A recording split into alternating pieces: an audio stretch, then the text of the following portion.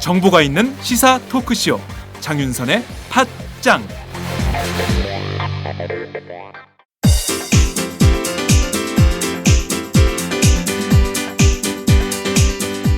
선배님, 문학을 잘 가르치는 대학이 따로 있을까요? 문학? 문학이면 서울디지털대학교 문해창작학과지. 왜요? 다른 학교랑 차이점이 있나요? 서울디지털대학교 문해창작학과는 순수 문학부터 드라마 작가, 라디오 작가, 영화 시나리오 작가까지 커리큘럼이 창작 중심이야. 그리고 책임 교수제를 도입해서 1대1로 학생을 지도하니까 학생들 실력이 성장할 수밖에 없지. 아, 그래서 문단에 데뷔한 사람들 중에서 서울 디지털대 문예창작과가 많군요. 그럼 문단에 데뷔하는 사람만 매해 10명이 넘어.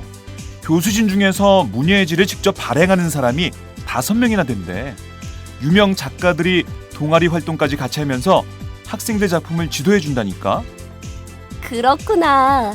그럼 입학 후에 내가 소설가가 될지 시인이 될지 드라마 작가가 될지 가능성을 알아볼 수 있겠네요. 지금이 입시 기간이죠? 아싸, 결정! 고마워요, 선배. 서울디지털대학교 문예창작학과 신입 편입생 모집 중.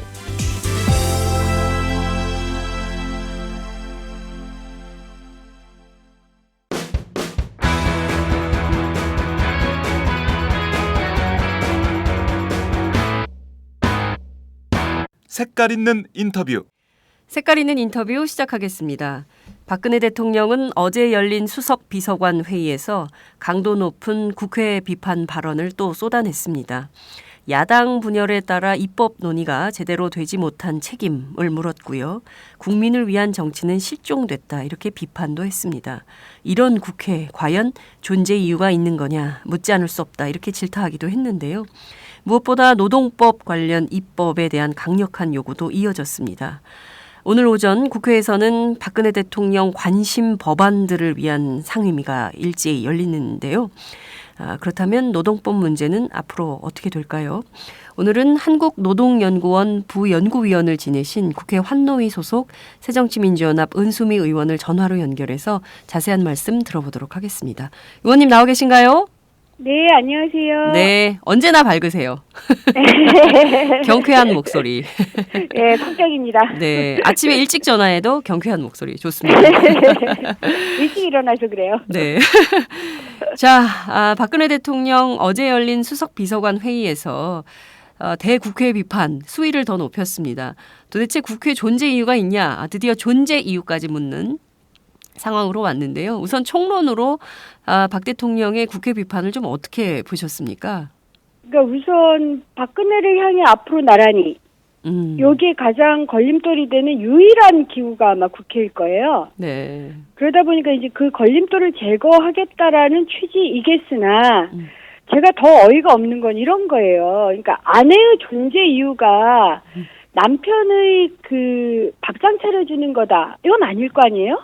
그럼요. 네. 그럼요. 그러면 국회의 존재 이유가 박근혜 대통령 관시법 처리해 주는 거다, 이건 아니죠. 그와 그렇죠. 똑같은 논리인 거예요. 네. 지금 그러니까 대통령과 국회의원은 유일한 선출직이에요. 그렇죠. 네. 나머지는 대통령이 다 지명하면서 그렇습니다. 부릴 수 있는데 국회는 그렇지 않아요. 네. 상호 대등한 관계에서 대한민국을 위해서 고민을 해야 되는데 네. 그것을 항상 복종해야 되는 아내나 남편 혹은 이런 식으로 보는 게 아닌가 싶어서 굉장히 우려스럽죠. 네, 말씀하신 대로 대통령과 국회, 청와대와 국회의 관계가 결코 복종 관계가 아닌데 말하면 들어야 되는 상명하복 조직으로 생각하는 거 아니냐, 이런 비판을 해주셨습니다. 무엇보다 박근혜 대통령이요, 서비스 산업발전 기본법, 또 기업 활력 제고법, 테러 방지법, 이거 통과되지 않은 점 굉장히 규탄을 했습니다. 세계적으로 테러 위협이 커지는데 테러 방지법도 못 통과시키는 이런 국회 존재 이유가 없다, 이런 건데요. 네. 이 주장 설득력이 있는 걸까요? 이미 우리 당 김광진 의원께서 네. 33년 전에 대테러 대책회의라는 것도 있고 네. 그래서 지금 현행 그 제도나 법으로 충분히 테러를 방지할 수 있다라는 말씀을 주셨어요. 네. 그래서 그거 외에 저는 두 가지를 더 얘기를 좀 하고 싶은데요. 네. 네. 그렇게 그러니까 테러가 우려가 되시면 국민의 안전과 관련된 업무는 하청이나 비정규직을 활용하는 걸 금지해야 되는 겁니다. 그렇죠. 근데 한국은 그렇지 않아요. 예를 들어서 지금 인천공항의 그 보안존 네. 이 상당수가 네. 비정규직이에요. 심지어는 인천공항에서 왜 배럴물 쓰고 돌아다니시면서 예, 예, 예. 안전요원들이 있죠. 그럼, 이분들도 사내하청이에요. 아, 정말이요? 예. 87%가 사내하청이거든요. 네.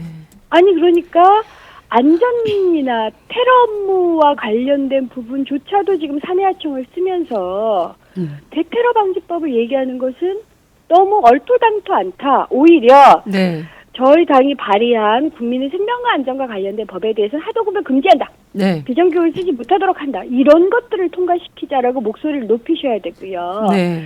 그다음에 두 번째로 대테러 방지법이 하도 문제가 되니까 지금 정부 여당에서 나오는 건 그러면 그 국정원의 네. 도감청 부분은 좀 빼고 통과시키자 이런 얘기를 해요. 그러니까 내용은 좀 많이 빼고 통과시키자. 그 이유가 있습니다. 네. 어떤 건가요? 한 번 법이 만들어지잖아요. 네. 끊임없이 개정할 수 있거든. 그렇죠. 그러니까 발을 살짝 딱 놓는 거예요. 닭장에 고양이가 네. 발을 딱 놓고 네. 난 안 들어갔어 이러는 거죠. 그리고 구멍을 계속 뚫어. 네. 뚫어서 닭을 확 잡아먹을 생각을 하는 거예요. 지금 그것까지 계산하고 있습니다. 네, 그런 거군요. 그러니까 일단 네. 문을 열고 조금이라도 네. 문을 열어놓고 그 다음엔 벌리는 거는 일도 아니다 이런 거죠. 그렇죠. 계속 지금까지 그래왔어요. 네, 끊임없는 개정을 통해서 얼마든지 본인들이 원하는 도감청 또 FIU법 뭐 계좌 추적권 뭐 이런 것까지도 다 할 수 있다 이런 자신감이 있는 것이네요. 그렇죠. 네, 무엇보다 노동법을 굉장히 강조하셨어요. 17년 네. 만에 무려 17년 만에 노사정 대타협의 성과로 또 청년 일자리 차원에서 만들어진 이 노동개혁 5대 법안, 이 5대 법안에 대해서 국회 환노위가 심의조차 안 하고 있다. 이게 심각하게 우려된다. 이런 말씀을 하셨는데요. 대통령이 네. 지적한 것 사실관계는 다 옳은 겁니까? 아니 우선 무려 17년 만에 노사정 대타협, 그러니까 노사정 반쪽 타협 네. 조차도 실종시킨 게 정부 여당입니다. 한국노총도 지금 문제 제기를 하고 있잖아요. 합의되지도 그렇습니다. 않은 것조차도 네. 상정하고 있다라는 네. 말을 하고 있는 거고요. 네. 더군다나 그것이 뭐 청년 일자리와 관련된다라는 그 지점에 가서 제가 네. 사실상 사실관계하고 너무 다르다. 그 청년 일자리를 고민하신다면 제가 주장하는 청년 3당을 네. 그냥 통과시키면 돼요. 동의를 해주면 돼요. 청년 3당이 뭐냐면 네. 청년 할당, 네. 청년 이 수당, 청년 배당 네. 이 세 가지를 해도 네. 수십만 개의 일자리가 늘어나요. 근데 청년 기가 살려집니다. 그런데 네. 지금 청년 할당은 죽어도 안 하겠다라는 거고요. 네. 청년 수당이나 청년 배당은 지자체가 하겠다는데 네. 막는 거잖아요. 그러니까요. 사실은 청년들에 대해서는 완전히 배제시키는 거고요. 더 나아가서 저는 이런 말씀을 드리고 싶어요. 우리나라 청년들은 재벌 오너 되는 걸 꿈을 안꾸잖아요. 네, 맞아요. 그렇죠. 우리나라 1조 원 이상 부자의 84%가 세습이에요. 네. 미국이 한 33% 되고 일본이 한 12% 된다니까 엄청난 거죠. 대부분이 네. 막대한 부는 세습이 돼요. 그러니까 꿈을 안 꿔요. 내 아버지가 재벌 오너가 아닌 이상 난 재벌이 될 수가 없으니까. 그럼요. 이런 게 말이 돼요? 말이 안 되죠. 그러면 저는 사실은 재벌 세습 문제조차도 언급을 잘 안 해요. 재벌 세습은 그렇다 치고 네. 그냥 법과 원칙에 입각해서 세금이라도 제대로 내라. 이게 제 주장인데. 맞아요. 예. 정말 청년의 꿈과 사랑을 그렇게 고민하신다면 재벌 세습 문제부터 손을 봐야죠. 그렇죠. 아, 뭐 명쾌하게 탁탁탁탁 정리를 해주시니까 이 아침 굉장히 상쾌합니다. 말씀하신 저도 대로 상쾌합니다. 청년 3당 이 예. 정책은 청년 유니언이나 민달팽이 유니언 청년들이 스스로 내세운 정책이고 이거라도 우선 해주라 이런 게 청년들의 그렇죠. 주장인데 이 얘기는 온데간데 없이 일단 그 본인이 제시한 노동호법 빨리 처리해주라 이런 주장만 하는 겁니다. 자 오늘 노동법이 거기다가 네. 재벌 퍼주기법이어서 제가 반대를 하는 겁니다. 재벌 퍼주기법이다. 예. 대통령이 노동개혁 5대 법안이라고 주장하는 것은 사실상 재벌 퍼주기. 예. 참. 이 퍼주기가 재벌한테로 가면 안 되죠. 사실 이 돈도 네. 많은데 지금 없는 청년 쪽으로 와야 되는 거죠. 이 불균형을 어떻게 하려고 그러는지 정말 걱정이 큽니다. 오늘 네. 국회 환노위 이제 시작을 하는데요. 느닷없이 열리는 것 같아요. 어제 뭐 문자를 보내고 뭐 일제히 새누리당 여당 측에서 제안이 온 걸로 알고 있는데요. 오늘 환노위는 열립니까? 열린다면 예, 어떤 내용, 열려요. 어떤 걸 중심으로 논의를 하게 되나요? 그러니까 뭐 느닷없이는 아니고요. 네, 저쪽이 법안 소위를 걷어찼었잖아요. 네, 네, 그러니까 그게 한 2주 전쯤 됐나요? 네, 걷어차고 정기국회는 종료가 됐지요. 네. 그러면서 이제 그 과정에서 2주 이상 그래도 상정이라도 해서 논의는 해달라 이런 요구를 하도 해서 저희들이 내부적으로 논의를 여러 가지를 했어요. 예. 아예 논의 저쪽이 걷어찬 거니까 네. 그냥 그러면 다시 복귀해서 그 산재법이나 고용보험법 우리가 네. 상정하겠다고 한 거 그것만이라도 그냥 하고 논의를 할까 네. 아니면 비정규직까지 상정을 해줄까 이런 것들 이제 고민을 하다가 네. 그래도 여당 의원들께서 네. 청와대에 뭔가를 했다라는 건 보여야 된다 이런 말씀들도 많이 주셔서 여당 하도 의원님들이요? 안타까워서 네네 청와대에 우리가 뭔가 노력은 했다라는 그걸 보여줘야 된다는 거죠. 네네네 그 얘기를 공공연하게 합니까? 네 해요. 요즘은 이제 공천을 눈앞에 두고 계시기 때문에 네.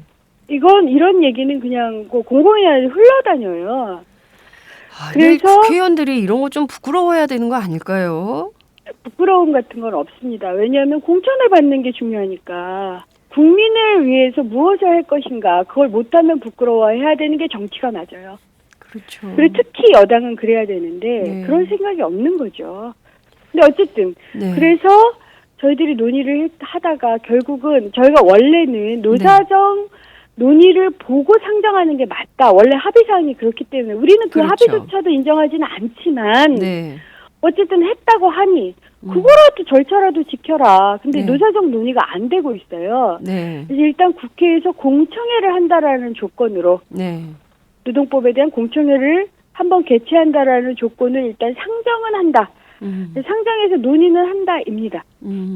그렇군요. 상정해서 네. 일단 논의는 시작한다. 그렇지만 네. 그 논의가 박근혜 대통령 관심 법안대로 예. 귀결이 될지는 일단 얘기를 해봐야 된다. 아직은 어떻게 될지 모른다. 이런 아니 거기에 대해서는 입장이 분명해요. 어떤 겁니까? 박근혜 대통령을 관시법대로 통과 못 시킵니다. 이건 저희들이 분명히 입장을 밝혔어요. 그리고 당 지도부에도 환노위의 의견을 네. 따라달라고 부탁을 했고 당 지도부도 오케이를 하셨어요. 그래요. 그래서 그렇게는 못합니다. 왜냐하면 네. 아까도 말씀드린 재벌 퍼주기법이다. 이것은 재벌이 마음대로 해고를 시킬 수 있게 하고 네. 재벌이 마음대로 임금을 줄이게 할 수 있는 법이기 때문에 그건 곤란합니다. 네. 이거 그래서- 저희도 못 받겠습니다. 네. 그래서 논의를 해서 문제를 정확하게 국민들한테 말씀을 드리고 저희들이 논의를 하겠다라고 생각한 이유는 네. 국민들의 또 일부는 반반 정도다 이런 얘기도 있어서 네, 또 네. 국민들은 50% 이하 정도이겠으나 이게 그래도 뭐 맞는 게 아닐까 이런 생각들 많이 하시잖아요. 그렇습니다. 그래서 국회에서 명명백백히 뭐가 문제가 돼서 환노위의 야당 의원들이 그렇게 목청 높여서 문제 제기를 하나 이건 좀 더 알리겠다라는 생각을 갖고 있습니다. 네, 굉장히 중요한 절차인 것 같습니다. 지금 뭐 여러 가지 법안들, 이름도 어려운 여러 법안들을 내놓고 마치 이게 안 되면 큰일 날 것처럼 사실 요새 보면 옥외 광고 또 무슨 버스 광고, 지하철 광고 이런 공공의 영역에서 노동법 관련된 그 광고를 굉장히 많이 하고 있거든요, 정부가. 40억 든대잖아요. 그러니까요. 저희들이 확인한 것만 40억이에요. 40억. 더 드는지는 알 수가 없습니다. 그러니까 그렇게 돈을 퍼들여가지고 지금 정부가 이른바 공익광고라는 차원으로 노동법 개혁에 대한 당위성을 설파하고 있는 건데 이게 예. 실제로 어떻게 되는 건지 국회에서 분명하고도 정확하게 짚어주실 필요가 있을 것 같아요. 국민들이 예. 정확히 알아야 이 법이 정말 박근혜 대통령 말대로 그게 다 사실인 건지 확인과 점검을 해봐야 되는 것인데요. 예. 박 대통령 이런 얘기도 했습니다. 파견법 이거 재취업이 어려운 중장년층들한테 일자리 확대시켜 주려고 하는 건데 이걸 야당이 왜 반대를 하느냐 이 좋은 법을 이런 말씀을 하시거든요. 저는 대통령이 알고도 이런 말씀하시는 건지 네. 정말 보고를 못 받아서 몰라서 이런 말씀하시는 건지를 잘 모르겠는데요. 네. 최근 10년간 네. 우리나라에서 일자리가 가장 많이 늘어난 데가 55세 이상이에요. 55세 이상 일자리가 제일 많이 늘어났다. 예. 그러니까 재취업을 많이 하세요. 네. 다만 네. 그 일자리가 파견, 용역, 도급, 기간제, 촉탁지 뭐 이런 거라는 거죠. 네. 참, 그래서 무지하게 늘어나고 있습니다. 그래서 사실은 55세 이상이 되시면 네. 그러니까 50대 이상이 되시면 네. 이미 정규직 보기는 거의 힘들어요. 맞아요. 전부 아파트 근데 경비 또 이런 거. 그러니까 또 이런 법안을 또 내시겠다는 거 아니에요. 더 얼마나 많은 파견, 용역, 촉탁 사원들을 만들어내려고 하시는 것인지 이걸 정확하게 알고 계신지 그것조차도 좀 의문스럽다 이런 말씀 주셨는데요. 예. 대통령 이런 얘기 하셨어요. 용접, 주물, 금형 이런 뿌리 산업에 노동자 파견을 허용만 해주면 당장 최대 13,000개 신규 일자리가 생기는데 이걸 왜 야당이 반대하느냐. 도대체 야당이 반대할 이유가 없다. 이런 주장을 하고 계십니다. 그런데 실제 국민들 입장에서요. 13,000개나 이렇게 일자리가 생기면 이거 야당이 왜 반대하는 거지? 이런 생각도 들거든요. 어떻게 보십니까? 우선 사실관계가 틀렸어요. 네. 파견을 허용하면 파견 쪽만 100만 개 정도가 늘어난다는 게 정부 얘기예요. 13,000개가 아니라 네. 그것도 그러니까 일자리는 계속 늘어나요. 그것이 10만 개든 100만 개든 우리나라는 일자리가 부족한 이 나라가 아니에요. 네. 그러니까 일자리가 아니라 일할 만한 자리가 부족한 나라죠. 좋은 일자리가 없다는 거죠. 예. 일할 만한 자리가 부족한 나라이고요. 사실은 용접, 주물, 금융 등 뿌리 산업에 만약 파견을 허용하면 어떤 문제가 발생하면 일자리가 난다라기보다는 정규직 일자리가 파견으로 바뀌는 겁니다. 정규직이 파견 노동으로 바뀌는 그렇죠. 거다. 정규직을 파견으로 돌리겠다는 거예요. 지금 그 일부 있는 정규직 한 40% 뭐 30% 되는 이런 정규직도 눈에 가시거든. 그것마저도 파견 노동으로 바꿔버리겠다. 그렇죠. 지금 이미 대기하고 있다라는 얘기들이 돌고 있어요. 그 실제로 이미 이 구로나 뭐 이런 데 가면 용접, 주물, 금형 이쪽 뿌리 산업 쪽에 이미 파견 노동을 하고 있는 분들도 많은데 거기다가 그나마 있는 정규직마저 없애겠다. 이게 도대체 박근혜 대통령 할 소리냐 이런 비판도 그래서 나오는 거군요. 그렇죠. 안산 같은 경우는 안산에 있는 공단을 파견공단이라고 불려요. 안산공단을 파견. 예, 거기는 파견업체가 아니면 네. 취업을 할 수가 없습니다. 참 이런 현실을 박근혜 대통령 정확하게 알고 계신 그렇죠. 건지. 그래서 지금도 파견이나 용역 일자리는 무지하게 늘어나고 네. 그다음에 이 법이 통과되면 그 일자리만 무지하게 늘어날 겁니다. 그래서 다른 일자리가 늘어날 여력을 없애버리는 거예요. 그러면 네. 결과적으로 중장기적으로 일자리 전체가 줄어요. 왜냐하면 네. 일자리의 증가는 그냥 창출되는 게 아니라 소멸되는 것. 그러니까 예를 들어서 파견으로 해가지고 내가 1년을 했어. 내가 1년에 입사를 했는데 1년은 없어져. 네. 그럼 이것은 증가가 아니에요. 그래서 우리가 순증가율을 따집니다. 네. 근데 일자리 순증가율이 정규직이어야만 늘어나요. 그러면 파견이면 예. 100만 개 늘어나도요. 결국은 줄어요. 결국은 뭐 제로섬 게임을 하는 것이나 그렇죠. 마찬가지네요. 예? 예. 실제로 일자리 순중가율을 늘리려면 정규직을 확대해야 되는 것이지 이렇게 파견 노동, 비정규직을 확대해서는 일자리를 실질적으로 늘리는 데는 그런 정책은 아니다. 이런 게 자명하다. 이런 말씀을 주셨어요. 그러니까 고용도 뿌리 산업도 있지만요. 뿌리 네. 고용이라는 것도 있습니다. 뿌리 고용. 네. 예, 뿌리가 튼튼해야지 고용의 나무가 그럼요. 커요. 그 예. 뿌리가 정규직입니다. 정규직 확대 정책을 써야 되는 정부가 이렇게 근데 전부 노동자들을 파리 목숨 만들어서 박근혜 대통령한테는 어떤 도움이 있을지도 궁금한데요. 자, 우선 기간제법 관련해서도 이것은 비정규직의 고용 안정을 위한 비정규직 고용 안정법이다. 이런 주장을 하셨어요. 2년 계약직인데 이걸 4년으로 늘려주는데 이거 4년 동안 고용 안정이다. 이런 주장을 하고 있는 거거든요. 이거는 그러니까 4년짜리 파리 목숨도 파리 목숨은 파리가 아니라 검이다. 이런 얘기를 하시는 거잖아요. 검이다. 그러니까, 예. 예. 아니 4년짜리 파리 목숨은 파리가 아니라 뱀이다. 이런 얘기를 하시는 것처럼도 들려요. 그러니까 네. 어떤 파리는 그러니까 하루살이가 예를 들어서 하루를 사는데 이틀을 살면 이틀살이인 거죠. 예. 그렇다고 해서 이것이 안 죽습니까? 마찬가지잖아요. 누가 그러시던데 청명해주거나 한식해주거나 마찬가지다라고 하는데 그런 거죠. 근데 그걸 가지고 시혜를 베푼 것처럼 내가 늘려줬다. 이렇게 되면 어떻게 되느냐면요. 전체 산업이 거의 기간제로 다시 도배가 돼요. 네. 그러니까 왜냐하면 기간제 이제 35세쯤 되면 정규직에서 대부분이 해고가 되시거든요. 네. 해고가 돼서 기간제가 됐는데 기간제에 대해서 다시 늘려주면 그럼 4년을 기업은 쓰고 나서 이 사람들을 이번엔 파견으로 돌렸다가 용역으로 돌렸다가 네. 촉탁으로 돌렸다가 해서 65세 이상까지 부려먹겠다는 그런 이 계획인 거죠. 네. 그 자꾸 기간제 노동자들 스스로 71.7%가 사용 기간 2년 연장에 찬성하고 있다. 이런 조사 결과를 대통령 계속 인용하고 있거든요.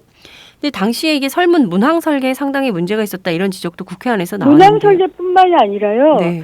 이것은 명의를 참칭한 사기라고 보여져요. 명의 저희가 참칭 사기. 예. 예, 보도자료를 냈는데 네. 그것을 같이 했다는 뭐 이 기술교육대학이나 노동경제학회는 한 적이 없다는 거예요.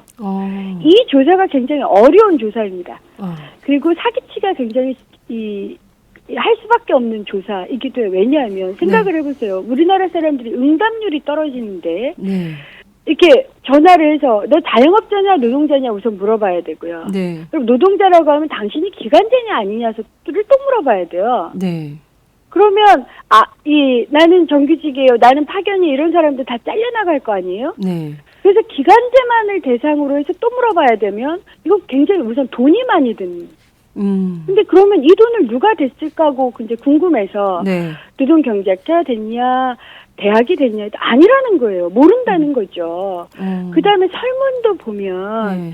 예를 들어서 우리가 당신 부모님이 이혼하시는 게 좋습니까? 안 좋습니까? 묻는 방식이 이렇게 있다고 생각을 해보세요. 그러니까 부모님이 이혼을 하면 가정이 파탄납니다. 당신은 이혼에 동의하시겠습니까? 반대하죠. 이렇게 묻는 방식이 있고요. 네. 부모님이 이혼을 거의 한거나 진배가 없습니다. 그래서 당신은 부모님이 매일 싸워가지고 너무 고통스럽습니다. 그럼 부모님이 이혼을 하시는 게 좋습니까? 안 좋습니까? 이렇게 묻는 방식이 있어요. 이혼을 해야 되겠죠. 네, 후자처럼 물은 거죠. 당신 기간제 2년짜리인데 네. 그럼 2년 이후에는 잘려. 네. 그러니 늘려줄까 말까 이렇게 물은 거예요. 그럼 늘려주세요. 그러니까 정규직으로 이렇게 가는 말할 게 것 같아요. 좋겠냐 아니냐를 묻는 게 아닙니다. 참 꼼수네요. 꼼수. 어찌됐든 정부가 원하는 답변을 위한 꼼수네요. 예, 그래서 원래 거짓말은 세 가지가 있다고 해요. 거짓말, 새빨간 거짓말, 통계. 이건 통계를 돌리는 사람들이 다 하는 얘기예요. 참 이런 식으로 국민들을 우롱해도 되는 건지 참 답답한 마음이 드는데요. 야당이 강하지 못해서입니다. 그 점에 있어서는 저도 책임이 있기 때문에 네. 좀 이런 문제에 대해서 아주 날카롭고 정확하게 지적을 하고 정말 분노하고 화를 내는 국민을 대신해서 국민의 세금 가지고 이런 짓 하지 마라. 네. 이렇게 말을 하는 야당을 만들어야죠. 네. 아이고, 그나저나 지금 야당이 큰 위기 상황에 있어서 지금 뭐 네. 이 노동법 문제도 힘있게 싸울 수 있겠느냐라는 회의론도 좀 커지는 것이 현재의 상황입니다. 박근혜 대통령께서 이렇게 계속 국회를 압박하고 밀어붙이면 과연 야당이 견뎌낼 힘이 있겠냐 이런 비관론도 나오는데요. 의원님 좀 환노위에서 이 노동법 관련해서 좀 어떻게 싸울 계획이신지 궁금합니다. 우선 저는 모르겠습니다. 저도 뭐 정치를 딱 4년밖에 해본 적이 없어서 경험이 아직은 적은 초선 의원인데 저는 이렇게 보면 선거를 앞두고 좀 크게 보자. 뭐 개파, 정파 나뉘고 탈당, 분당하는 건 한두 해는 아니었던 것 같아요. 네. 그래서 이런 일은 없는 게 좋지만 있을 수 있는 일이고요.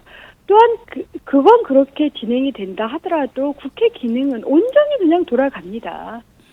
그래서 뭐 무소속이 됐든 뭐 탈당이 됐든 간에 국회 상임위는 그냥 들어오는 거예요. 네. 들어와서 그 사람들이 싸우는 겁니다. 그래가지고 이 박근혜 대통령께서 뭐 국가 비상상태니 하면서 갑자기 무슨 긴급명령권을 발동하거나 이런 것만 하시지 않는다면 네. 그래서 거의 국회 회산에 준하는 준한 그런 행동만 하시지 않는다면 이건 뭐 무조건 국민을 위해서 제대로 된 법을 만들어야죠. 네. 말씀하신 대로 언론은 큰 우려를 하고 있습니다. 실제 헌법이 보장한 대통령의 긴급 명령권을 발동해서 그리고 또 새누리당이 지금 국가 비상사태라고 바람을 잡고 있지 않습니까? 네. 이 국면에서 대통령이 국회 해산에 준하는 사실 국회 무력화죠. 국회가 네. 할 수 있는 권한을 전부 빼앗아 간다면 이때 우리 야당 의원님들 정말 가열차게 뭔가 역할을 해주셔야 될 것 같다라는 생각이 좀 당연히 들기도 그렇죠. 하고 그게 싸우실 수 있겠죠? 네, 그럼요. 네, 알겠습니다. 지금 오늘 아침 정말 밝고 경쾌하게 박근혜 대통령의 주장이 어떻게 문제가 있는지 하나하나 꼼꼼하게 짚어봤습니다. 의원님 끝으로 한 말씀 부탁드릴게요. 저 끝으로 한 말씀 그것만 딱 하고 싶어요. 기업활력법. 네.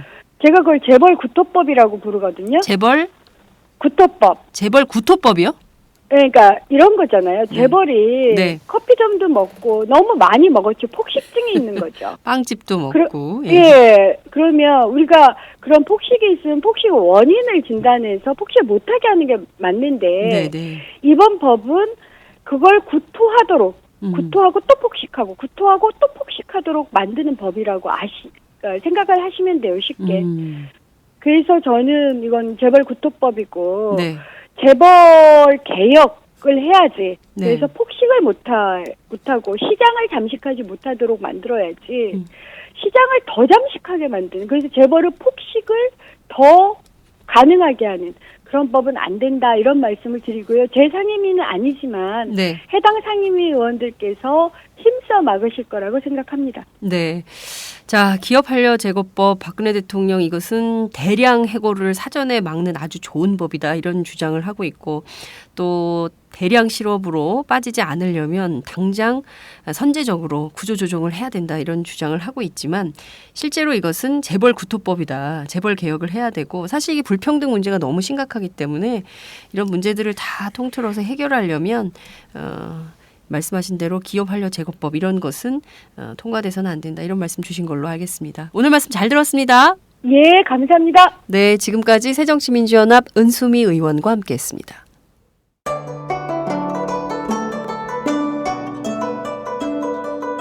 안녕하십니까. 저는 정도전을 15년 전에 최초로 소설로 썼던 작가 임종일입니다. 사실 정도전을 소설로 쓰는 데만 10년이 걸렸는데 그 시절 무명의 고달픈 심신을 양꼬치와 고량주로 달래주었던 풍무 양꼬치. 풍무 양꼬치는 월드컵 4강의 기쁨도 나라골 우습게 돌아가고 분통이 터질 때도 늘 함께했던 안식처이자 사랑방이었습니다. 진짜 정의파인 주인장은 세상을 뒤집어 푼 남자 정도전을 누구보다 먼저 알아보았고 그래서 제 소설 정도전은 역사의 곡이 없습니다. 풍무 양꼬치 역시 맛과 양심이 살아있습니다. 좋은 사람끼리는 꼭 만나야 합니다. 어떻습니까? 오늘 풍무 양꼬치에서 만납시다. 2호선 구로 디지털 단지역으로 오세요. 예약 문의 02809-9292 02-809-9292. 팟짱 애청자라고 하시면 정성 가득 담긴 서비스도 나갑니다.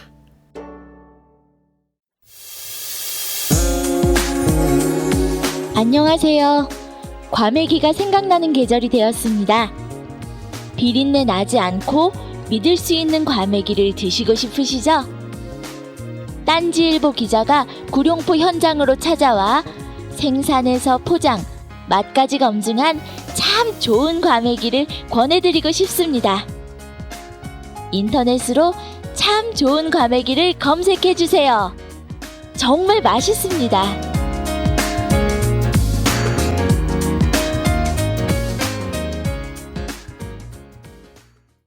안철수 전 대표의 탈당으로 새정치민주연합 당원은 물론이고 현재 지지자들 사이에서도 상당한 감정 싸움이 벌어지고 있지요.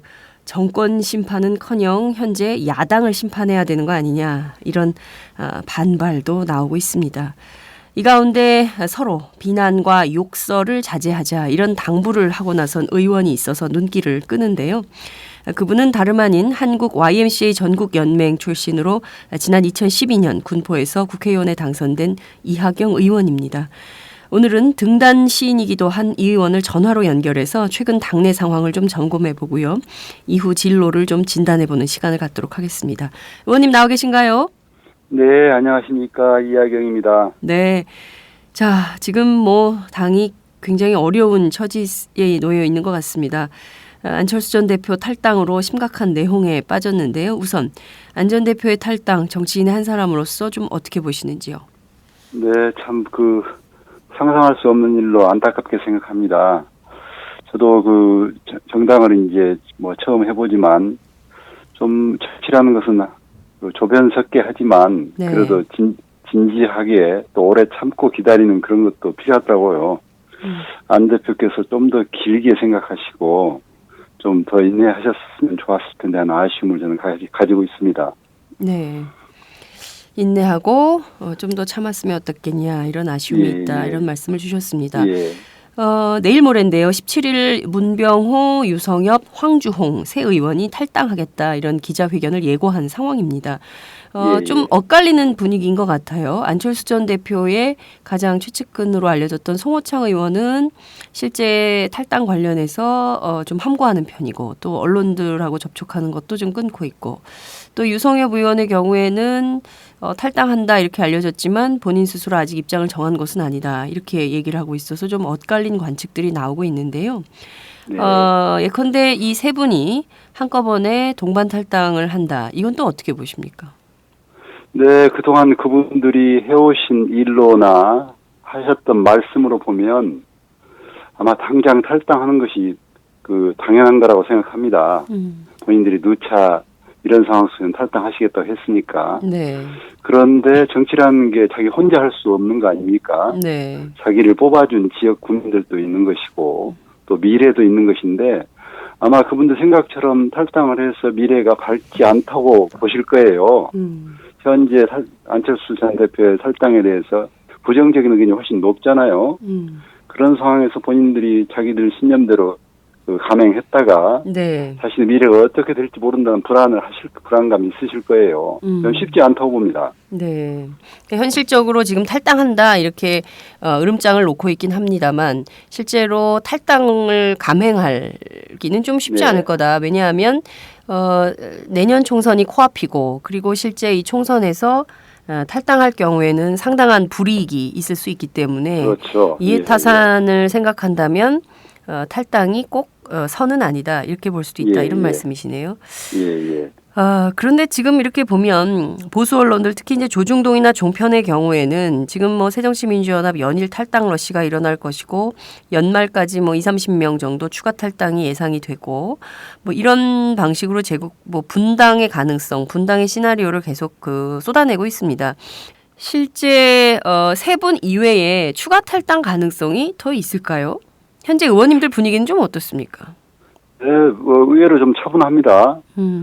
종편 방송에 하면 지난 여름부터 분당을 이렇게 꼬드겼잖아요. 네. 그래서 지난 여름부터 종편의 분위기로만 보면 진즉 우리 당은 없어졌어야 되죠. 분당되고. 네. 그럼에도 불구하고 지금 의원님들 분위기는 차분하고요. 이게 평생 정치를 해오신 분들이 그렇게 쉽게 자기 몸을 이렇게 옮기기 힘들죠. 그리고 의외로 안철수 대표가 탈당을 하셨지만 네. 이제 우리라도 남아서 새롭게 20대 총선에서 승리해야 되지 않느냐 하는 각오들을 하고 계시거든요. 네. 그래서 어제 의원총회도 했지만 뭐 내부에서 책임론을 제기하신 분도 있긴 했지만 다수가 우리가 이렇게 위기에 처했을수록 서로 뭉쳐서 위기를 극복하자. 그래서 어떻게든 20대 총선에 승리하는 것이 국민에 대한 보답이다. 네. 우리가 쉽게 이렇게 움직이거나 해서는 안 된다는 여론이 훨씬 더 많았습니다. 그래서 뭐 종편이 원하는 대로 되지 않을 겁니다. 네. 지금 뭐 종편은 지난 여름부터 분당을 해야 되고 탈당을 부추기고 뭐 그렇게 해왔는데 실제로 정치인들이 몸을 옮기는 것은 매우 쉽지 않은 일이고 일부 내부에서 문재인 책임론을 주장하기는 하나 그것이 다수는 아니었다 이런 말씀을 주셨습니다. 말씀하신 대로 지금 뭐 내부에서는 책임론 제기하는 분들도 계시고 이분들 역시 좀 소수죠? 그렇죠. 네. 그 전반적으로 소수의 의원님들이 이런 주장을 하지만 다수는 여전히 이제 총선 승리로 국민들에게 보답을 해야 된다 이런 주장을 한다는 것인데요. 그나저나 이렇게 보는 시각이 우세합니다. 현재 야당은 문재인당, 안철수당 이렇게 둘로 쪼개지는 거 아니냐. 결국에는 또 현재 상황 스펙트럼을 놓고 보면 일여 다야 구도로 가는 건데 특히 이것은 수도권에 굉장히 큰 타격이 되지 않겠냐 이런 걱정들이 좀 있습니다. 그건 좀 어떻게 전망하십니까? 근데 실제로 그 수도권 그 호남을 빼고는 우리 당이 압승할 수 있는 곳이 많지 않거든요. 그동안에 과거에서 늘 근소한 격차로 이겼기 때문에 그 일여 다야로 분열이 되면 쉽지 않습니다. 현시. 그리고 그 지역구에 돌아다니다 보면 그 지지하는 지지자들이 굉장히 그걸 염려합니다. 그러나 이제 현재 안철수 대표께서 꼭 정당을 만들겠다고 하신 것은 한 번도 발언하신 적이 없습니다. 혁신에 대한 자기가 역할을 하겠다고 하셨지. 그리고 안철수 대표가 꿈꾸는 혁신 정당하고 우리 기존의 다른 분들이 꿈꾸는 정당하고는 컬러가 맞지 않습니다. 예를 들면 기존에 정치하신 분들이 나가서 신당을 하신 분들 있잖아요. 근데 사실 안철수 대표는 그런 컬러 분들하고 정치를 하시겠다고 그 해보신 적이 저는 별로 못 들었거든요. 이른바 천정배, 박주선, 박준영 신당 뭐 이런 말씀하시는 거죠? 본인은 새로운 컬러로 새로운 정치를 해보고 싶다고 하셨기 때문에 우리 당에서 예를 들면 탈당해서 나간 분들을 받아들인다는 보장도 없는 거예요. 오히려 안철수 대표는 그런 분들 같은 색깔의 정치는 안 하겠다고 하신 분 아닙니까? 우리 당이 좀 더 혁신해야지 이대로는 안 된다고 하신 분인데 쉽게 안철수 대표께서 정당을 만든다고 저는 화가 날 수 없고요. 이제 천정배 그 신당이라 여러 신당들 또 우리 기타 또 정의당도 있고 하지 않습니까? 선거에서 당은 다르지만 어떻게 후보를 정리할 것인지도 앞으로 우리의 과제입니다. 그런 것들을 정치적으로 잘 풀어나가면 또 20대 그 총선이 그렇게 비관적이지만은 않다. 정치라는 것은 늘 살아있기 때문에 늘 노력하는 만큼 얻을 수 있다. 이런 희망을 가지고 지지자들과 함께 굳건하게 바닥을 다져나가야 되죠. 우선 안철수 전 대표가 새누리당 세력의 확장을 막고 또 정권교체 세력화에 나서겠다 이런 주장을 했는데요. 기자들은 이 정권교체 세력화가 바로 신당 창당을 얘기하는 것이 아니냐 이런 얘기를 합니다만 그 국회 안에서 의원님들은 어떻게 해석을 하십니까? 그게 이제 본인이 그 세력 교체라는 것은 결국은 이제 대선에서 승리일 건데 그것이 총선 곧바로 코앞에 두고 신당을 창당하겠다는 것인지 그건 또 다른 거예요. 그래서 총선 때는 어떻게든 역할을 하시고 대선을 위해서 준비를 하신다랄지 뭐 또 하시겠죠. 근데 뭐 지금 역할은 하겠지만 구체적으로 이것이 뭐 총선 앞두고 당을 곧장 만든다 이것은 아닐 것이다 이런 진단을 해주셨습니다. 쉽지 않을 거라고 봅니다. 지난 7일 페이스북에 한 편의 글을 올리셨어요. 지지자들께 호소하는 그런 글이었는데요. 상대에게 증오와 상처를 남겨서 다시 함께 일할 수 있는 여지를 없애버리면 안 된다. 이런 당부였습니다. 예, 예. 이 글은 왜 올리겠다고 생각을 하셨나요? 예, 우리는 정치랑은 국민들의 마음을 사서 지지를 끌어내는 거 아니겠습니까? 네. 정치인들끼리는 서로 감정을 상해도 얼마든지 이해관계에 따라 다시 함께 할 수 있어요. 그러나 지지자들은 정말 대중들은 지도자에 대한 신념으로 또는 사랑으로 정치에 함께하는 사람들 아니겠습니까? 그분들이 대단한 어떤 과학적인 논리나 이념이 있어서 어떤 분을 지지하거나 꼭 그렇지만 않아요. 네. 근데 그런 분들이 함께 언젠가 우리가 정치를 해야 되고 하나의 세력으로서 또 그 권력 교체를 해야 되는데 네네. 이 사람들은 의외로 이성적인 것 같지만 감성적인 동물이에요. 그래서 한번 마음이 상하면 쉽게 돌아오기가 힘들어요. 네. 우리가 지난번 대선의 후유증도 그런 것이 느꼈지 않습니까? 네. 그래서 저희들은 정치하는 사람들끼리는 서로 상대방의 지지자들을 감정 상하게 하고 힘들게 하는 일을 안 해야 된다. 네. 그 지지자들도 정말로 자기가 새로운 세상을 원하고 변화를 원하면 아무리 나하고 그 뜻이 좀 약간 다르다고 하고 또는 지지하는 사람이 좀 다르다고 할지라도 서로 감정을 상하게 해서 하나 우리가 하나 되는 일을 그르쳐서는 안 된다는 것입니다. 네. 그래서 서로 좀 조심하고 상대방을 배려하고 네. 그래서 정치가 좀 따뜻한 정치로 가야 된다 하는 생각이었죠. 네. 말씀하신 대로 저희 그 팟짱 댓글창에도 보면 정말 그냥 살벌한 언어들이 많이 나옵니다. 그 좀 도저히 입에 담기 어려운 욕설 뭐 이런 것들도 있는데요.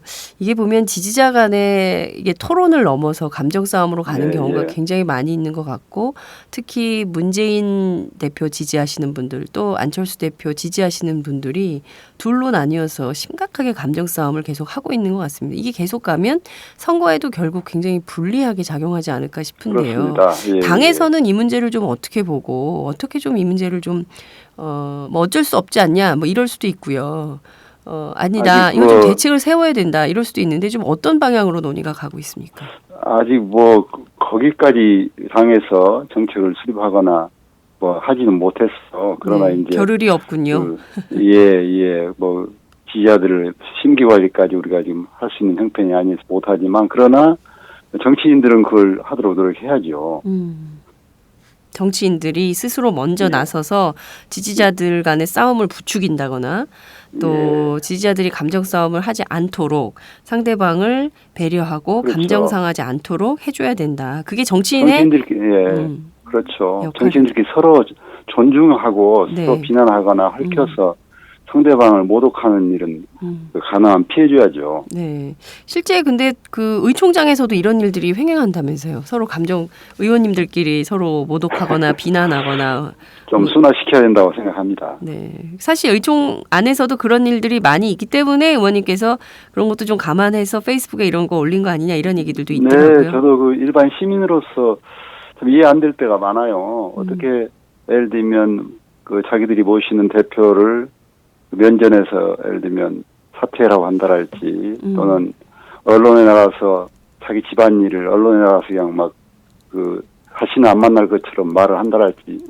그러고도 다시 만나는 것 보면 참 신기할 때가 있어요. 네, 의원님 정말 이해가 안 되는 장면일 것 같습니다. 특히 이제 시민운동을 해오신 분 입장에서 볼 때는 정말 동전의 앞뒷면이 다르듯이 그렇게 표변해서 어떻게 그럴 수가 있냐 이런 좀 허탈감 이런 것도 좀 있으실 것 같은데요.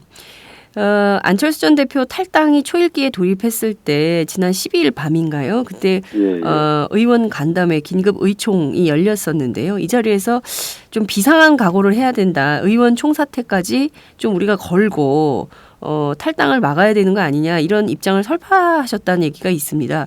지금 의원들 내부에서 좀 비상한 각오, 비상한 결단 이런 게 필요한 거 아니냐 이런 의견들도 있는 걸로 아는데요. 의원님께서는 좀 어떻게 생각하십니까?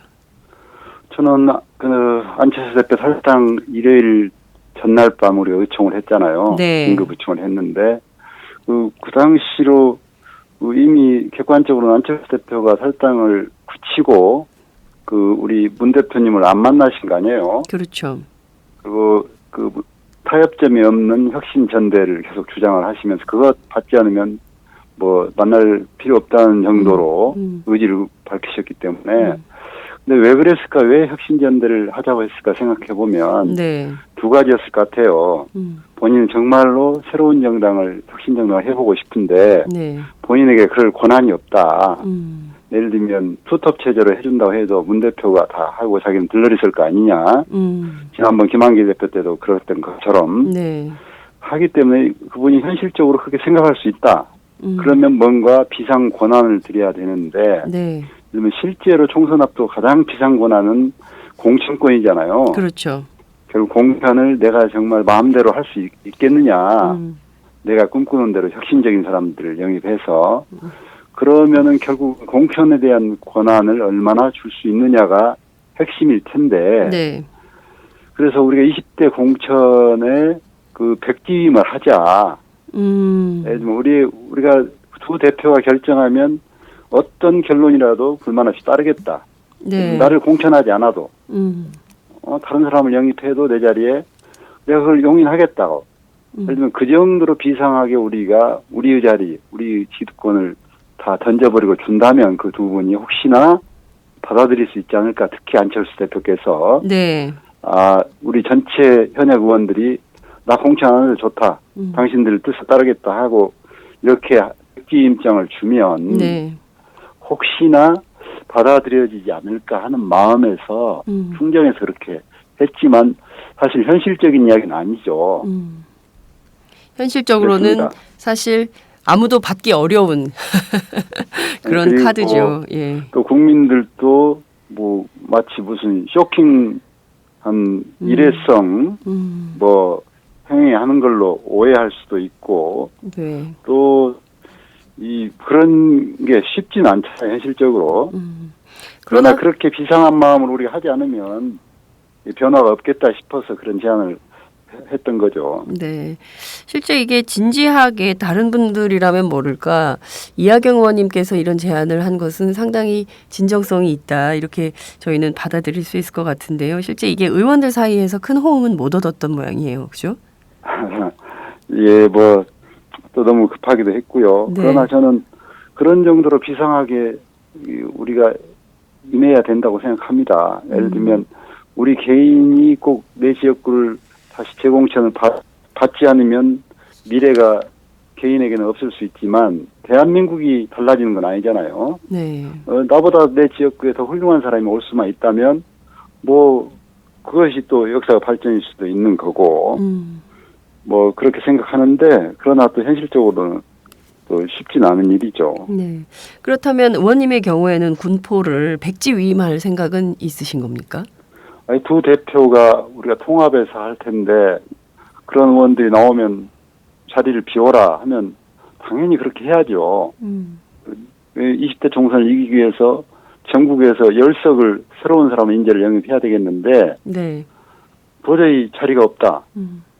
어떻게 할까 하고 고민한다면 우리들 스스로라도 우리 지역으로 보내주세요. 내가 열심히 승리해서 이기도록 하겠습니다. 뭐 할 정도로 우리가 과감하게 20대 총선을 임해야 된다고 생각합니다. 네. 자, 이게 제 생각에는 시민운동가 출신 국회의원이기 때문에 이런 진정성이 있는 백지 위임 말씀을 하시는 것 같습니다. 의원님께서 지난 11월 14일 열렸던 1차 민중 총궐기 대회 때 네네. 직접 물대포를 맞으셨잖아요. 네, 그렇습니다. 어떠셨어요? 그때 물대포 맞으셨... 그때 저는 물대포 맞으려고 한 거 아닌데. 네. 다 맞으려고 간 사람은 없습니다. 피해 상황이 발생하면 아무래도 국회의원이 현장에 있으면 네. 그 피해가 확대되지 않지 않을까. 특히 경찰들도 좀 자제할 테고. 네. 그래서 갔던 건데 뭐 우연히 시위대를 향해 쏘았는데 제가 맞았죠. 제가 기억하기로는 2008년 미국산 쇠고기 수입 반대 촛불 집회 때 광화문에 그 연화 시위를 하시지 않으셨습니까? 예. 그때도 경찰들한테 굉장히 많이 얻어맞으셨어요. 그때는 운명인가 봅니다. YMCA 전국연맹 사무총장이셨는데 그때는 경찰들한테 맞고 시민운동가 시절에도 얻어맞고 또 국회의원이 된 지금도 또 물대포에 맞고 별로 달라진 것은 없지 않나 이런 생각이 좀 듭니다. 지난번처럼 새정치민주연합 이번 민중총궐기대회에도 평화감시단 활동을 하면 좋겠다 이런 말씀을 좀 드리면서 오늘 말씀 여기까지 듣도록 하겠습니다. 고맙습니다. 예, 감사합니다. 고맙습니다. 네, 지금까지 새정치민주연합 이하경 의원과 함께했습니다.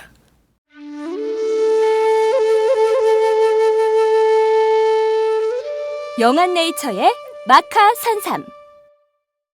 공중파 텔레비전에도 없고 인터넷 배너 광고 하나 없지만 팟캐스트 좀 들어봤다 하는 분들은 다 아는 마카 산삼. 진짜 유명해져서 유사 제품도 많아졌습니다. 이젠 마카 산삼을 검색하면 너무 많이 나와요. 꼭 영한네이처로 검색해주세요. 팟캐스트에서 듣던 그 마카 산삼을 구입할 수 있습니다. 특히 나라 걱정으로 심신이 지친 분들에게 권합니다. 몸에 정말 좋습니다. 내 몸도 나라도 살릴 힘이 납니다.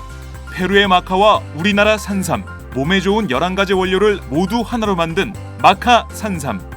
마카 녹용과 마카소와 청소년도 있습니다. 1일 2회 공복에 따뜻한 물과 함께 드세요.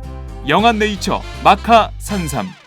네, 저도 팟짱 녹음하기 전에 마카산삼을 꼭 챙겨 먹고 있습니다. 본격 직장인 드라마 공생 대리운전 편. 부장님 가볍게 한잔 하시죠. 나 차 가져왔는데. 아유 착한 콜 대리운전이 있잖아요. 부를 때마다 500원이 기부되는 착한 콜. 딴지가 기부 내역을 검증한 착한 콜 1800-9998 대리운전도 믿고 맡기세요. 꽃배달은 1800-9222 퀵서비스는 1800-9668로 착한 콜 하실 수 있습니다. 꽃배달은 1800-9222 퀵서비스는 1800-9668입니다.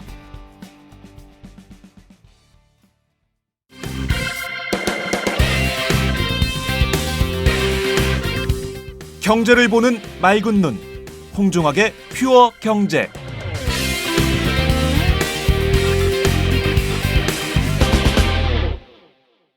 경제를 보는 맑은 눈, 홍종학의 퓨어 경제 시간입니다. 자, 어제 금융위원회와 전국은행연합회가 신주택 담보대출 제도를 발표했지요. 앞으로 집을 사려고 담보대출을 받으려면 비거치식 분할 상환 대출을 받아야 합니다.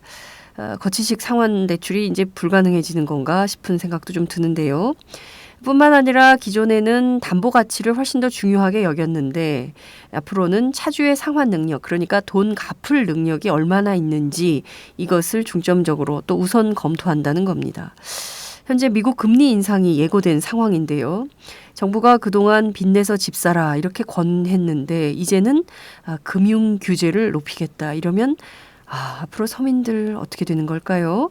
자, 오늘은 경제학자이자 국회 기획재정위원이신 홍종학 새정치민주연합 의원을 전화로 연결해서 이 상황 점검해 보도록 하겠습니다.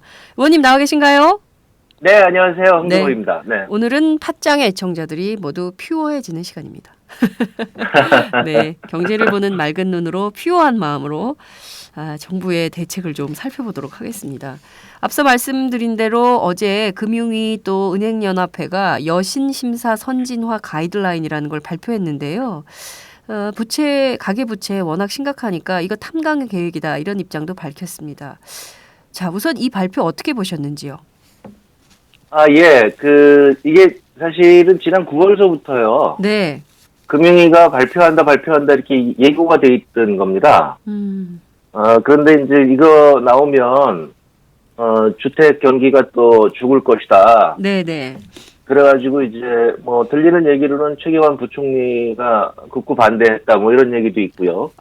이 대책 발표를요.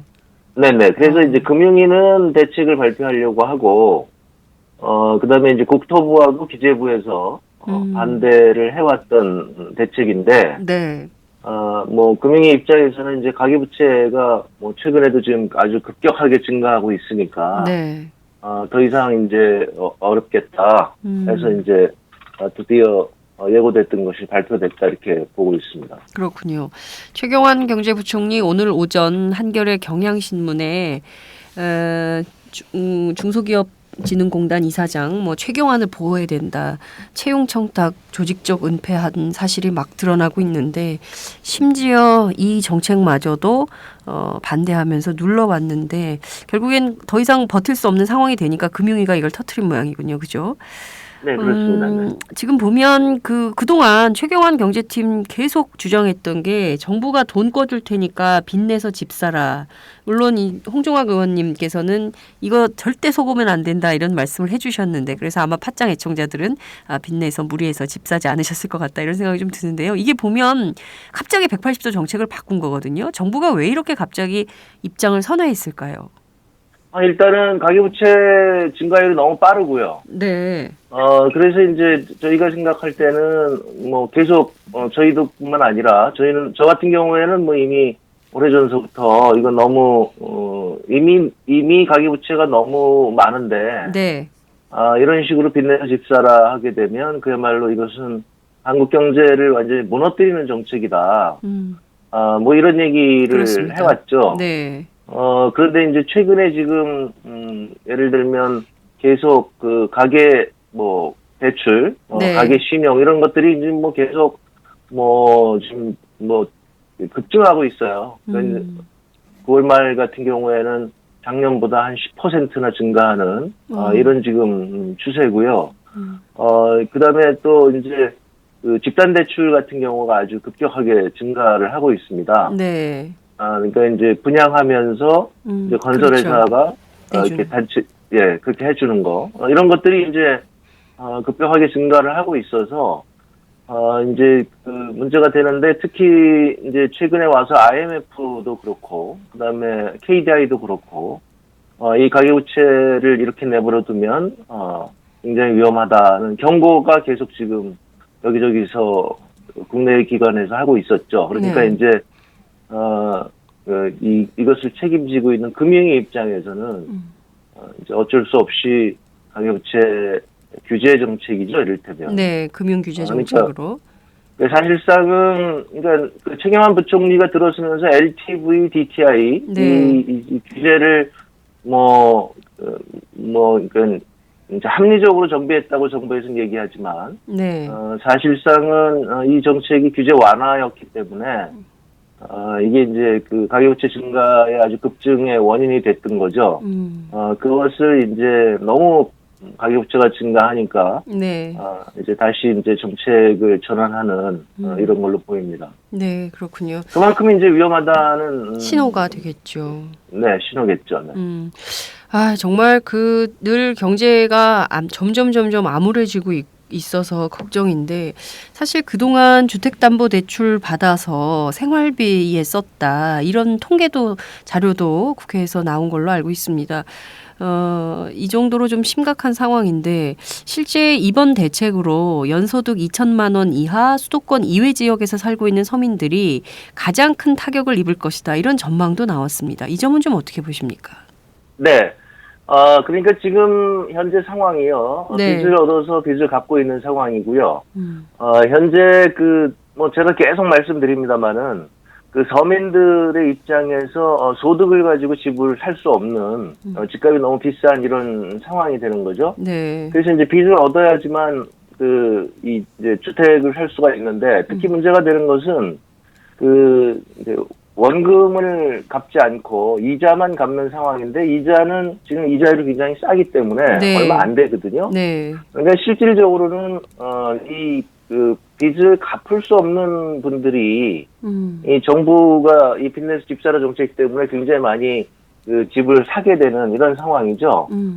이분들이 이제 굉장히 그동안 이렇게 무리하게 집을 샀던 것들이 이번 대책에 따르면 사실상 좀 이제 사기 어렵게 된다. 이렇게 봐야 되겠죠. 네. 지금 말씀하신 대로 빚을 내서 집 사신 분들이 또 제 주변에도 굉장히 많은데요. 이동안 이게 보면은 3년 동안 이자만 내고 원금은 천천히 갚아도 되는 이런 거치식 방법이었단 말이죠. 근데 지금 이게 바뀌게 되면 실제로 해당하는 사람들한테는 이게 굉장히 큰 타격이 될 것 같은데 앞으로 어떤 영향을 미치게 될지 어떻게 전망해야 될까요?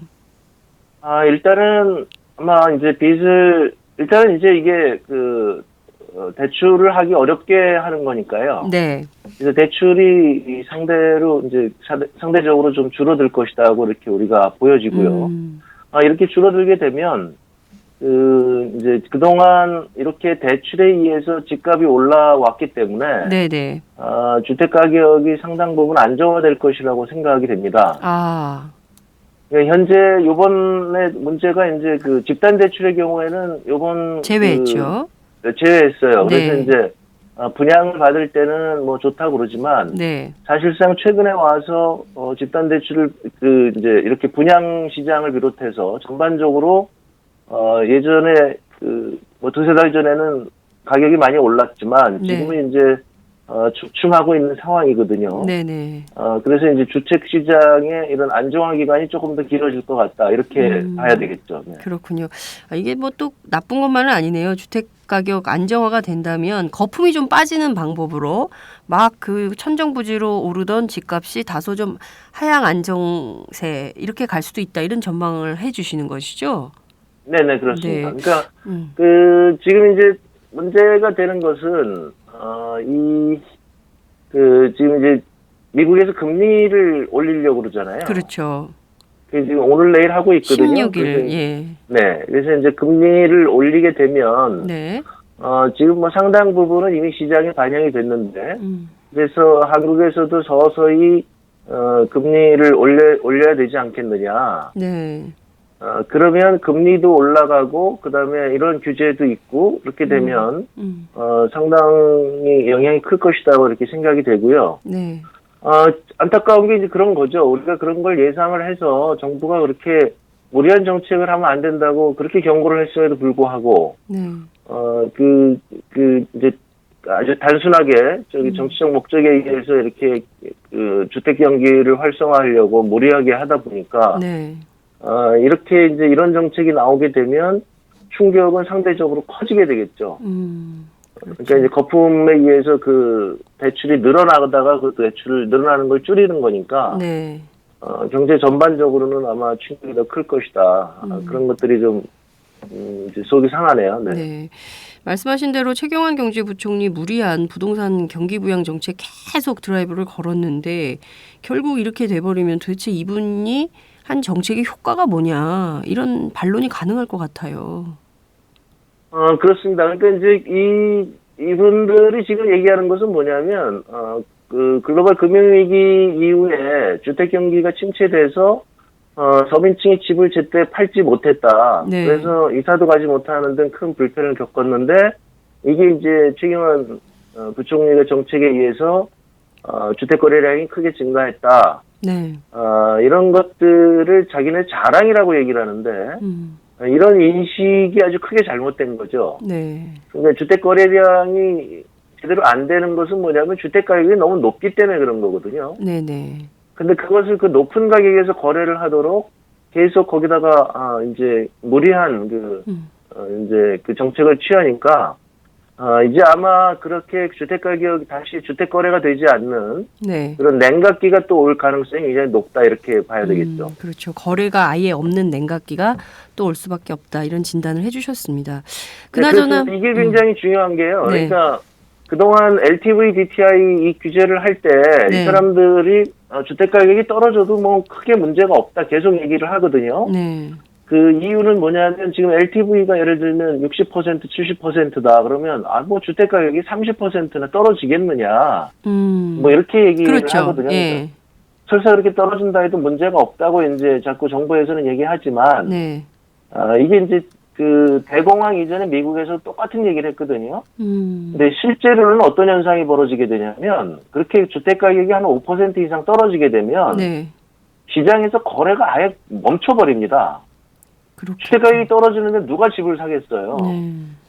그러면은 집을 팔고자 하는 사람들이 정상적인 가격에 팔 수가 없는 거죠. 그래서 이게 집이 거래가 안 되는 것이 굉장히 중요한 문제인데 네.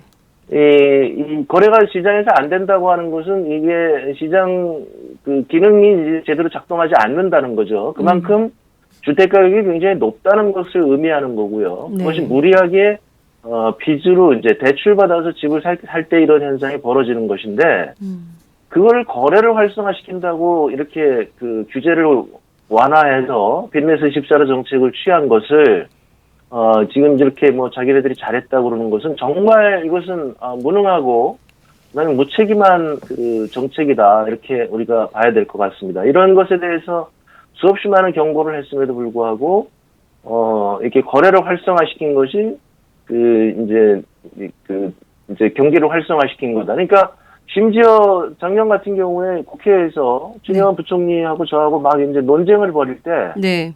최경환 부총리가 막 그렇게 얘기를 해요. 이런 빚내서 집사라는 정책이 나라를 망칠 거다. 그러면 최경환 부총리도 막 목소리를 높여가면서 그러면 이렇게 거래가 안 되는데 이 어떠란 말이냐 뭐 막 이런 저도 얘기 봤습니다. 하거든요. 예. 네. 하여튼- 그런 것이 아주 그 정말로 저희가 볼 때는 정말 무능하고 그야말로 이 경제를 제대로 모르는 그런 경제 수장의 얘기다 이런 것들이 아주 저희를 경악하게 만들었던 거죠. 네. 말씀하신 대로 지금 경제를 잘 모르는 분들이 수장으로 와서 이렇게 경제를 파탄 지경까지 모른 한국 경제를 무너뜨리는 정책을 지금 쓰고 있는 상황인 건데요. 당장 목전에 닥친 것은 서민들의 주거불안 문제예요. 일단 그 수도권의 경우에 이게 전세가 너무 없으니까 일단 갈 데가 없으니까 월세는 갈 수 없고 당장 생활비 때문에요. 그러니까 일단 급한 대로 빚을 왕창 져가지고 집을 사고 그리고 또 좀 나눠서 갚으면 되지 이렇게 생각했던 분들이 굉장히 많았단 말이에요. 그런데 일단 이렇게 또 규제가 되고 이러면 또 그런 것도 못해요. 그러면 결국 전세난은 더 심각해지는 거 아니냐. 수도권 전세난이요. 이런 진단도 나옵니다. 집 못 산 사람들 월세, 반월세 이렇게 점점점 주거 조건이 하락하는 형태로 바뀌는 거 아니냐 이런 우려도 나오는데요. 이 점은 좀 어떻게 보십니까? 네, 이제 그런 것들이 문제가 되어서요. 네. 근데 이제 저희가 생각할 때는 현재 이것이 일시적인 현상으로 보여지거든요. 그러니까 무슨 얘기냐면 이자율이 급격하게 떨어지니까. 네.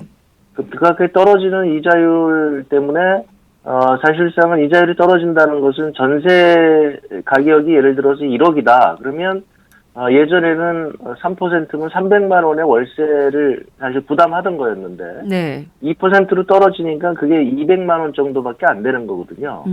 그러니까 집주인 입장에서는 그만큼 이제 전세를 통해서 얻어지는 소득이 줄어든 거가 되겠죠.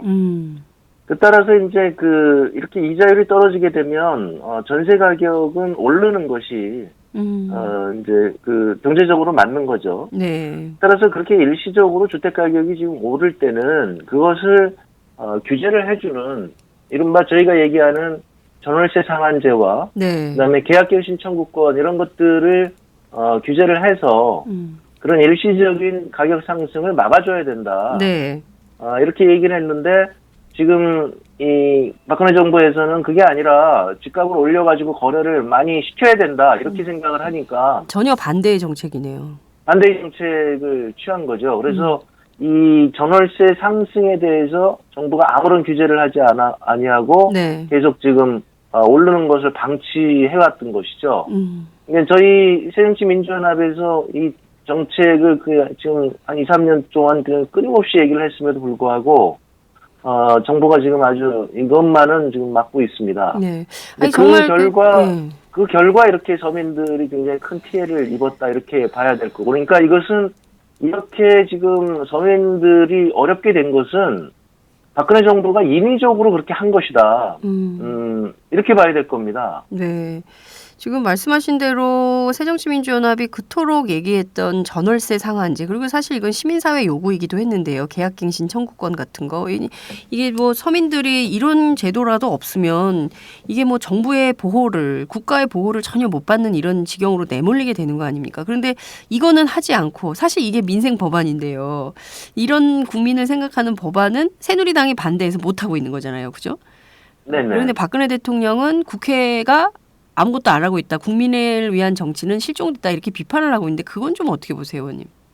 그러니까 이제 박근혜 정부에서 경기 활성화 정책이라고 하는 것은 사실상 재벌 활성화 정책이다 이렇게 보면 되겠습니다. 그러니까 재벌 지원 정책들 이런 것들을 가지고 경기 활성화 정책이라고 얘기를 하고요. 이렇게 서민을 지원하는 정책은 막무가내로 막고 그럼으로 인해 가지고 이제 이렇게 주택 가격이 폭등하고 그다음에 이 이제 대출이 폭등해서 경제를 굉장히 위험하게 만드는 것은 방치를 해온 사실상 그것을 조장을 한 이렇게 거꾸로 가는 정책을 취했다 이렇게 보여지는 것이죠. 그러니까 이런 것들이 사실상은 이제 경제를 굉장히 어렵게 만들어서 지금 현재는 IMF 사태 이전보다 지금 더 어려운 이런 상황이 됐어요. 최근에는 제가 그런 얘기를 해왔는데, 네. 최근에는 저뿐만 아니라 지금 보수 신문이라든가 이렇게 보수 논객들도 이런 지금 IMF보다 좀 더 위험하다 이런 얘기를 하고요. 네. 근데 그 사람들은 난데없이 그 책임을 그 야당에 있다고 뭐 이렇게 얘기를 해서 참 어이가 없게 만드는데. 야당한테 책임이 있다고요? 모르겠어요. 그러니까 지금 이제 정부가 이렇게 그 정책을 하는데 그걸 발목을 잡아서, 이렇게 경제가 어려워졌다고 주장하는 건지 그건 모르겠는데요. 정말 어이가 없는 일이죠. 그러니까 정부가 이렇게 엉뚱한 정책을 해서, 경제를 굉장히 어렵게 만들고, 재벌만 챙기다 보니까 기타 기업들은 이제 다 굉장히 어려워진 이런 상황인데, 네. 그리고 이제 그러다 보니까 이제 재벌들이 지금 요구하는 것은 경비를 절감하기 위해서 노동 비용을 줄이겠다. 그러니까 그러니까요. 노동 계약하자 뭐 이런 얘기를 하는 것을 받아가지고 하는 거죠. 이게 정확하게 1996년 지금 12월 상황과 2015년 12월 상황이 거의 지금 유사하게 지금 돌아가고 있습니다. 이런 것들이 지금 이제 IMF 직전 상황하고 똑같다는 거죠. 네네. 그때보다 사실은 더 어려운 게, 그때는 가계부채는 이렇게 심각하지 않았고요. 네. 그 다음에, 국가부채라든가 아니면 공기업부채 이런 것들은 그렇게 심각하지 않았는데, 네네. 지금은 그것도 나빠졌고, 기업부채도 굉장히 지금 나빠졌고, 네. 그런 상황이라서, 경제를 완전히 그야말로 파탄으로 몰았다. 이건 아까 말씀드린 대로 이명박 정부, 박근혜 정부에서 네. 오로지 재벌만 챙기는 정책. 그래서 부자들도 뭐 그냥 부자가 아니죠. 슈퍼 부자들의 세금을 계속 깎아주고. 네네. 그다음에 이제 재정이 문제가 되니까 계속 서민들에게 그 세금을 쥐어짜는 이런 네. 정책에 의해서 이제 경제가 거의 파탄 지경에 이르는 이런 지금 상황이라고 보면 될 것 같습니다. 예. 자, 우선 정부가요. 이번에 그 변동금리형 주택담보대출을 받으면 별도로 상승 가능 금리, 그러니까 스트레이트 레이트를 추가로 적용을 하겠다 이런 주장을 하고 있습니다. 이런 정책을 쓴다는 건데요. 지금 보면 상당히 심각한 고용 불안 시대인데 이렇게 되면 이게 도대체 그 상승 가능 금리가 얼마나 되는 건지, 그리고 또 고금리 시대가 되는 건 아닌지 이런 우려도 커지는데요. 의원님께서는 좀 어떻게 전망을 하세요? 그렇습니다. 근데 이제 이것은 상황 자체가 네. 그러니까 뭐 굉장히 지금 뭐 어려운 얘기를 써서 뭐 상승 가능 금리 뭐 이렇게 얘기를 하고 있는데요. 예. 그러니까 이제 미국에서 이제 금리 인상하고 네. 그러다 보니까 이제 서서히 이제 금리가 올라갈 것을 대비하고 지금 이제 그동안 경고를 해왔던 게 그런 거거든요. 네. 그래서 금리가 올라갈 때 한국의 이 가계 부채가 이제 터질 것이다. 터진다고 하는 것은 이제 대규모 상환 불능 상황이 빠질 것이다 이런 얘기죠. 예. 그래서 이제 그런 것을 이제 저희가 계속 경고를 해왔는데, 그렇죠. 따라서 그런 이제 금리가 올라갈 때를 상정을 하더라도 이제 이 상환이 가능한지 그런 것들을 이제 검토를 하겠다. 네. 그래서 고정금리를 선택을 하고 그다음에 이른바 DTI라고 하는 네. 그런 이제 그것을 조금 더 강화하겠다. 이런 얘기를 지금 하고 있는 거죠. 네. 정부가 이번 대책을 내놓으면서 이렇게 가면 가계부채 규모가 상당히 줄어들 것이다 이런 전망을 내놓았습니다. 의원님도 그렇게 전망을 하십니까? 네, 지금 이 가계부채 이제 상황 이게 어느 정도 지금 이제 효과가 있는지는 뭐 정확치는 않습니다만은. 네. 사실상은 이제 시장이 주는 신호 효과는 굉장히 큰 거거든요. 그러니까 무슨 얘기냐면, 지금 정부가 가계부채가 너무 급증하다 보니까 이렇게 가계부채를 규제하는 정책을 만들었다는, 그 자체가 지금 굉장히 중요한 의미를 지닌다 이렇게 봐야 될 것 같습니다. 그러니까 시장에, 그동안은 빚내서 집사라 정책이었는데, 네. 그 빚내서 집사라 정책이 지금 한계에 왔구나. 그러면은 앞으로 만약에 이 5번 정책에 의해서도 대출이 줄어들지 않고 계속 급증한다고 한다면, 네네. 그러면 이제 그 정부에서 추가적으로 규제 정책이 나올 수도 있겠구나 하는 예상을 할 수 있겠죠. 어떤 추가 규제 정책이 또 있을까요? DTI를 강화하는 거죠. 결국은 DTI 이제 강화. DTI를 강화하는 이런 정책이 나오게 될 것인데, 네. 그렇게 되면은 지금 이제 주택 시장이라든가 이런 것들이 이제 빚내서 이렇게 대출로 연명이 되는 시장이라고 이렇게 보여지거든요. 네. 그런데 이제 대출이 줄어들게 되면 시장이 아주 급격하게 냉각화될 것이고, 그것에 따라서 이제 그 충격이 온다고 예상이 되면, 그러면 이제 그 합리적인 그 시장 참여자라고 한다면 지금 집을 사기는 굉장히 어렵겠죠. 네. 이미 이런 예상 때문에 지금 최근에 와서 분양 시장이 급격하게 지금 뭐라 그럴까요? 얼어붙었죠. 얼어붙었다 뭐 이런 얘기가 지금 들리고 있는데요. 네. 그런 현상들이 조금 더 이제 강화될 거라고 생각합니다. 우선 일시적으로 대규모 상환 불능 사태, 이것은 좀 막을 수 있는 응급 처방은 내놓은 셈이다, 이렇게 봐야 될까요? 그렇지만 이게 응급 처방이지만 네. 너무 급격하게 증가해서 이제 그런 그 증가를 막기 위해서 한 건데. 네. 근데 이런 정책이 이제 대규모 상환 불능 사태를 오히려 가져오게 되겠죠. 그래요? 네, 왜냐하면 이제 빚을 얻어서 빚을 갚는 사람들이 새롭게 빚을 얻기가 어렵게 되니까. 그러면 이제 이 사람들이 집을 이제 빚을 못 갚게 된다. 그러면 내가 지금 소득으로 갚아야 되는데, 네. 굉장히 소득은 네, 안 되니까. 네. 그렇게 되면 이제 이런 규제가 강화되면 강화될수록 이제 이 상환 불능 상황에 빠지는 가계가 늘어나게 되는 거는 뭐 당연하겠죠. 그렇군요. 그러면 이제 이렇게 되는 거네요. 빚을 엄청 내가지고 그 집을 샀는데 이게 빚을 내서 빚으로 빚을 갚는 상황이 불가능해지니까 이게 가진 이를테면은 주택을 그 시장에 내놓는데 이게는 팔리지는 않고 뭐 그러니까 주택 가격 계속 낮은 가격으로 가격대가 형성이 되고 뭐 이런 방향으로 시장이 형성될 가능성이 매우 높다. 대규모 상환 불능 사태가 더 빨리 올 수도 있다. 이런 예상을 해 주셨습니다.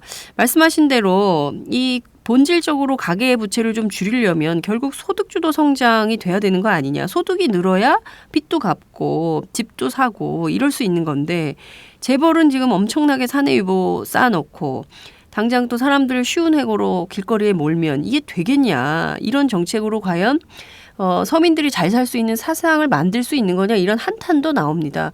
의원님 이 점은 좀 어떻게 보세요?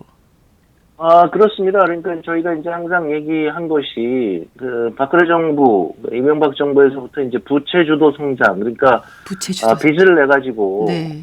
이제 국가가 빚내고 그다음에 가계가 빚내서 그렇게 성장을 하는 방식을 지금까지 추구해 온 것이죠. 그러면 그렇게 빚내 가지고 물건을 사게 되면 그 혜택은 전부 재벌이 가져가는. 그래서 재벌들은 지금 710조에 달하는 막대한 유보 자금을 지금 쌓아놓고 있는 거잖아요. 그러니까 그렇게 해서 빚을 내 가지고 경기를 살렸더니 그 돈들은 전부 재벌의 금고로 들어가 버렸다. 그러니까 다시 돈이 돌지 않아서 이제 소득은 늘지 않고 경기는 그러다 보니까 이제 빚을 추가적으로 증가시키지 않으면 경기가 자동적으로 냉각화가 되는 이렇게 구조적으로 한국 경제는 아주 치명적인 결함을 안게 된 것이죠. 그런 정책들에 의해서. 그래서 이제 저희가 얘기하는 것은 정부가 지금도 돈이 없는 게 아닌데 돈이 있는 것은 전부 재벌들한테 지원을 해주다 보니까 이렇게 된 거니 이 정부가 여유가 있는 대로 빨리 중산층 서민의 소득을 늘리는 그런 이제 소득주도 성장으로 가야 된다는 얘기를 오랫동안 해왔던 것이죠. 그런데 이제 그런 소득이 늘기 전에 이제 빚이 너무 많이 늘어나서 대출이 늘어나서 그걸 규제하는 방향으로 지금 정부가 들어가다 보니까 이게 지금 상당히 한국 경제는 지금 뭐라 그럴까요? 위험한 지금 상황이다 이렇게 봐야 되겠죠.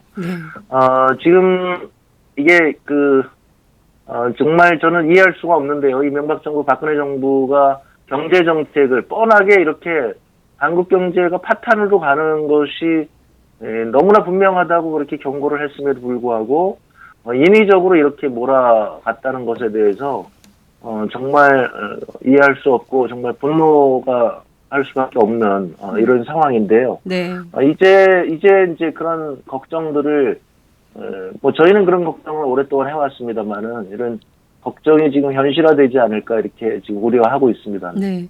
최근 그 고려대 장하성 교수께서 왜 분노해야 하는가라는 책을 내셨는데요. 제일 중요하게 지적한 문제가 바로 불평등 이슈인 것 같습니다. 소득 불평등, 임금 불평등 이것이 어디로부터 온 것인가.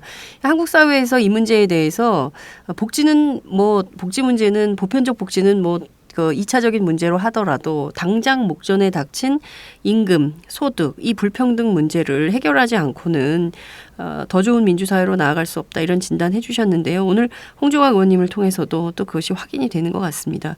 자, 국회 안에서 이런 문제들 좀 제대로 잘 국민의 입장에서 해결해 주시면 좋겠다는 생각이 좀 듭니다. 오늘 말씀 잘 들었습니다.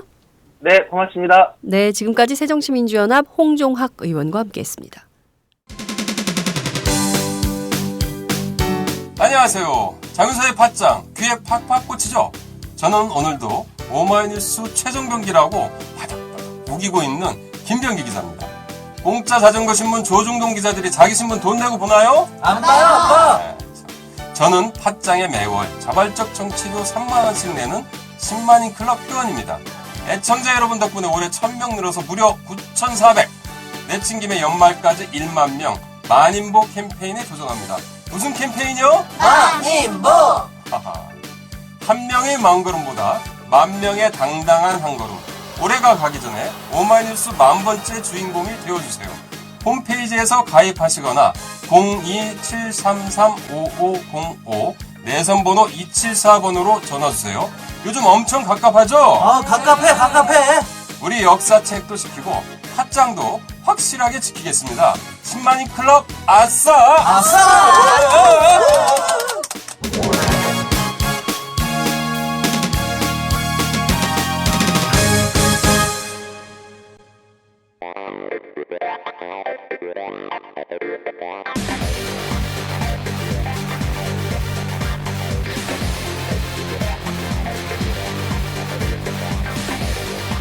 정보가 있는 시사 토크쇼 장윤선의 팟짱.